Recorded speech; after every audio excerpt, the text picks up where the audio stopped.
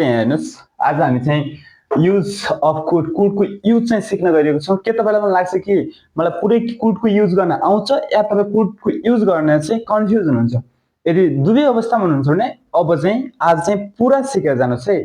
जस्तो कि हेर्नुहोस् कुडको एउटा मात्र युज हुँदैन, कुडको पास्ट टेन्समा मात्र त्यो हुँदैन। कुडको चाहिँ कुड पनि हुन्छ, could be, could have, could been, could have had, could have to, could have had to, यति धेरै युज हुन्छ र यिनको मिनिङ पनि यसरी लेखिदिइसकेको छु मैले। अब चाहिँ यसको सुरुमा चाहिँ हामीले कुडको चाहिँ युज के हो त, कुड भन्ने कुरो चाहिँ सुरुमा बुझौँ। जस्तो कि क्यान हुन्छ, क्यान भन्ने क्षमता बुझाउनलाई क्यान हुन्छ, त्यस्तै क्यानको पास्ट टेन्स हुन्छ चाहिँ क्यानको पास्ट टेन्स के हुन्छ, कुड हुन्छ, कुड हुन्छ। र कुडको पहिले यो बुझ्नुभन्दा पहिले यहाँको बुझौँ। कुड कुडको चाहिँ जब कुडले एबिलिटी जनाउँछ, जब कुडले एबिलिटी जनाउँछ पहिले त यो बुझ्नुस् कि कुड कति बेला प्रयोग गर्ने। जब कुड कतै देख्नुहुन्छ या कुडको प्रयोग गर्नु पर्यो भने एबिलिटी जान्दाखेरि कुडको प्रयोग गर्ने, पोसिबिलिटीलाई रिक्वेस्टको लागि, पर्मिसन उयसको लागि यो गर्दाखेरि कुडको प्रयोग गर्ने। वास्तवमा हामीले पढ्ने भनेको यो अनुसार पढ्ने, यो हामीले सक्छु यो रटेर पढ्ने हैन, यो अनुसार बुझेर पढ्ने। जस्तो कि कुड भयो, कुड एबिलिटी जनायो भने चाहिँ यो पास्ट टेन्समा हुन्छ है। क्यानको प्रेजेन्ट टेन्समा भयो चाहिँ यो चाहिँ पास्ट टेन्समा हुन्छ, पास्ट टेन्समा। जस्तो कि कस्तो पास्ट टेन्समा, म चाहिँ इङ्ग्लिस बोल्न सक्थेँ। म 10 क्लासमा हुँदा इङ्ग्लिस बोल्न सक्थेँ। When I was 10th I could speak English, I could speak ENGLISS English very well, धेरै राम्रोसँग चाहिँ इङ्ग्लिस बोल्न सक्थेँ। म चाहिँ पढ्न सक्थेँ, I could study, I could read, I could use my mobile चलाउन सक्थेँ हैन। यस्तो एबिलिटी जान्दाखेरि कुड पास्ट टेन्समा सक्थेँ भन्दाखेरि यति बेला चाहिँ कुडको पास्ट टेन्स सक्थेँ भन्ने हुन्छ। अदरवाइज अरू बेला चाहिँ कुडको चाहिँ सक्छु पनि हुन्छ, सक्यो पनि हुन्छ हैन, प्रेजेन्ट टेन्समा हुन सक्छ। जस्तो कि रिक्वेस्ट, पोसिबिलिटी, रिक्वेस्ट, यसको लागि चाहिँ जस्तो पोसिबिलिटीको लागि चाहिँ जस्तो कि आज म स्कुल जान सक्छु, यो सम्भावना भयो नि त, स्कुल जान सक्छु। जस्तो कि I could go to school today, I could go to school today.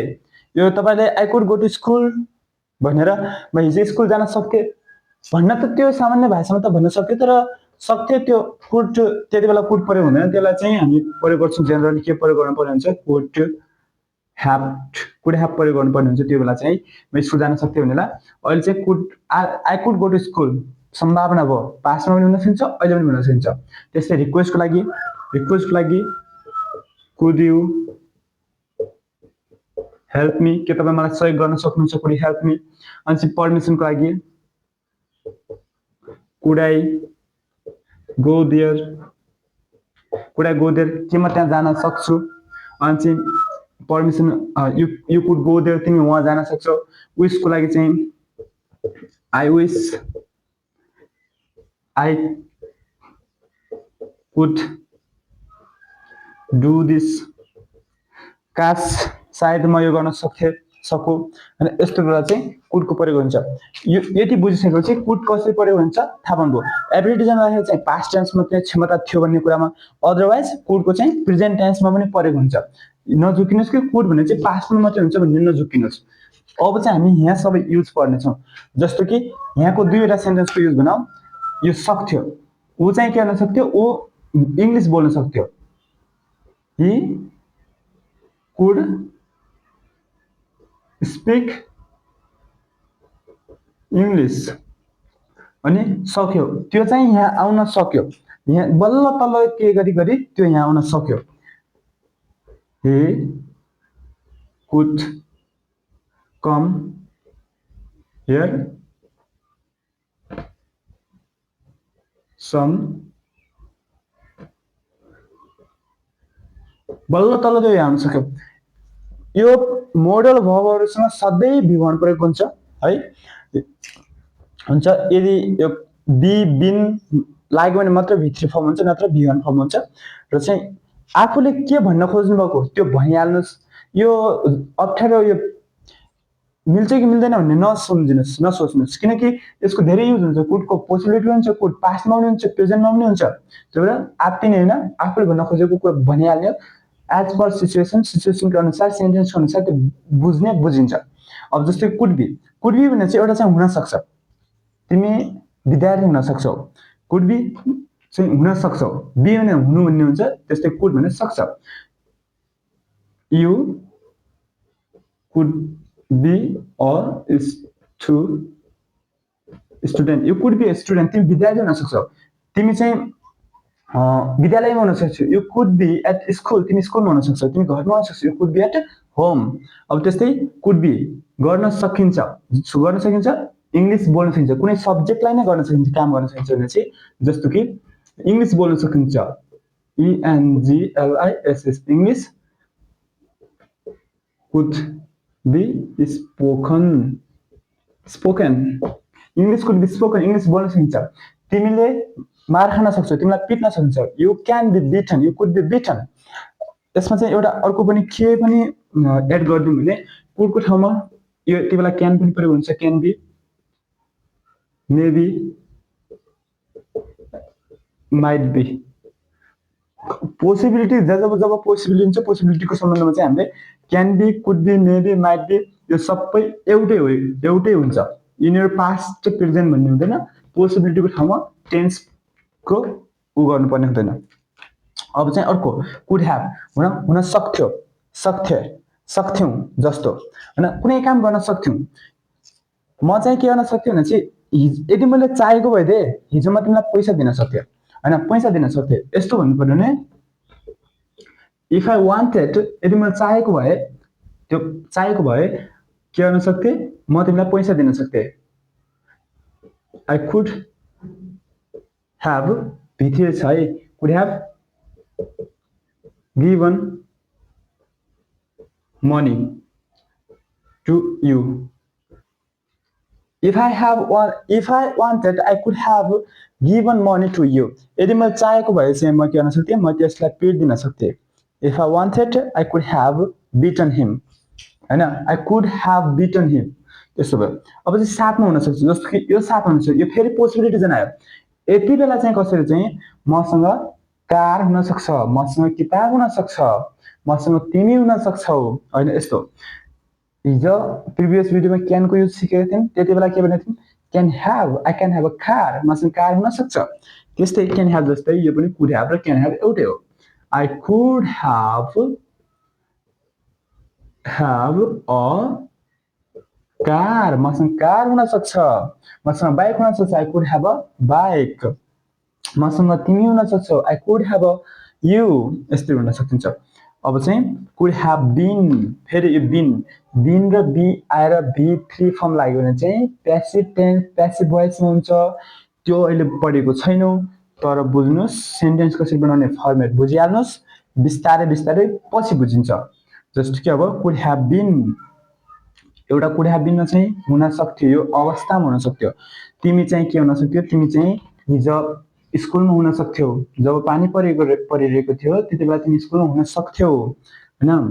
त्यसपछि you could have been, be होइन, been at school when it was raining yesterday, जब हिजो पानी परेको थियो तिमी त्यति बेला स्कुलमा हुन सक्थ्यौ। जब चाहिँ भूकम्प गइरहेको थियो त्यति बेला तिमी स्कुलमा हुन सक्थ्यौ, धन्न तिमी रहेनछौ होइन, त्यस्तो। You could have been at a school when was earthquake, जब चाहिँ भूकम्प थियो त्यति बेला। अनि चाहिँ अर्को चाहिँ कुड ह्याभ बिन, कुनै काम गर्न सकिन्थ्यो, पास्टमा गर्न सकिन्थ्यो, जस्तो कि इङ्ग्लिस बोल्न सकिन्थ्यो, यो काम गर्न सकिन्थ्यो तर तिमीले गरेनौ, तिमीले यो काम गर्न सक्थ्यौ तर यो काम गरेनौ, यस्तो। सकिन्थ्यो, यो काम गर्न सकिन्थ्यो, दिस वर्क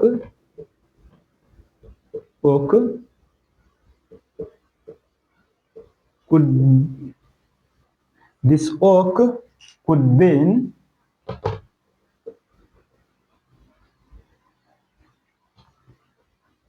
this यो काम चाहिँ गर्न सकिन्थ्यो इंग्लिश बोल्न सकिन्थ्यो इंग्लिश कुड बीन स्पोकन बोल्न सकिन्थ्यो है पहिलेको अहिले चाहिँ सकिन्छ भन्दाखेरि चाहिँ कुड बी प्लस v3 पहिले सकिन्थ्यो कुड बीन प्लस v3 अब अर्को चाहिँ कुड ह्याभ ह्याड हुन सक्थ्यो तिमीसँग बाइक हुन सक्थ्यो यदि तिमीले त्यति बेला राम्रोसँग पढेको भए नि अहिले चाहिँ तिमीसँग बाइक हुन सक्थ्यो किनकि तिमी राम्रो मान्छे बनिसकेको हुन्थ्यो त्यस्तो कुड ह्याभ ह्याड तिमीसँग कार हुन सक्थ्यो अहिले छैन माथि चाहिँ कुड ह्याभ मात्र भन्दा कुड ह्याभ कार तिमीसँग कार हुन सक्छ तर कुड ह्याभ ह्याड भन्दा तिमी हुन सक्थ्यो छैन माथि हुन सक्छ सम्भावना छ तर हुन सक्थ्यो अब आई कुड मसँग कार हुन सक्थ्यो I could have had a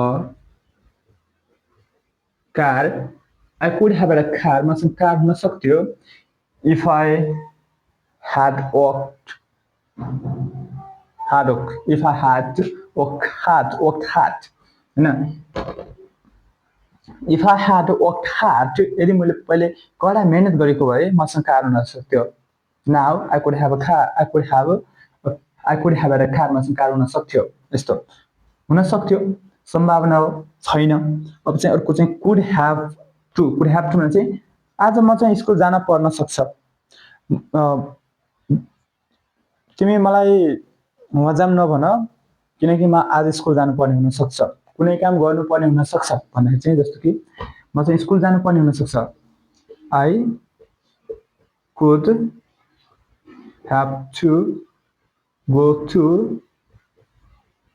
school I could have to go to school म चाहिँ स्कुल जानु पर्न सक्छ तिमी स्कुल जानु पर्ने हुन सक्छ you could have to go to school तिमी चाहिँ भात खानु पर्ने हुन सक्छ you could have to eat food eat rice अझै कुड ह्याभ टु यो फेरि पास गर्नु पर्ने हुन सक्थ्यो जस्तो कि म चाहिँ स्कुल जानु पर्ने हुन्छ यदि तिमीले मलाई हिजो सहयोग नगरेको भए हैन म चाहिँ स्कुल जानु पर्ने हुन सक्थ्यो जस्तो कि I could have had to go to school yesterday हिजो म स्कुल जानु पर्ने हुन सक्छ तिमीले चाहिँ यदि तिमीले मलाई हिजो पैसा नदिएको भए मैले त्यहाँ भाडा माझ्नु पर्ने हुन सक्थ्यो हैन यदि तिमीले हिजो मलाई सहयोग नगरेको भए हैन होमवर्क गर्न सहयोग नगरेको भए मैले मार खानु पर्ने हुन सक्थ्यो यस्तो भन्दाखेरि चाहिँ कुड ह्याभ ह्याड टु प्रयोग गर्ने र एट द एन्ड आशा छ तपाईहरुले यो राम्रोसँग कन्सेप्ट बुझ्नुभयो होला यदि नबुझ्नु भएको भए चाहिँ प्लिज कमेन्ट गर्नुहोस् म रिप्लाई गर्नेछु र अर्को भिडियो चाहिँ कुन टपिकमा चाहनुहुन्छ प्लिज कमेन्ट गर्नुहोस् र यदि तपाईलाई भिडियो मन परेको भए चाहिँ लाइक गर्नुहोस् कमेन्ट गर्नुहोस् युट्युबमा हेर्दै हुनुहुन्छ भने Facebook YouTube channel English with Minraj र फेसबुक पेजमा हेर्दै हुनुहुन्छ भने इंग्लिश विथ मिनराज फेसबुक पेजलाई फलो गर्नुहोस् यस्तै अन्य भिडियोहरू पाउनको लागि किनभने राम्रो काममा चाहिँ संलग्न हुनुहुन्छ भने राम्रो कुरा सिकिनेछ हैन त्यो भएर फलो गरिहाल्नुहोस् र अहिलेसम्म भिडियो हेर्नुभएकोमा धेरै धेरै धन्यवाद थ्यांक यू सो मच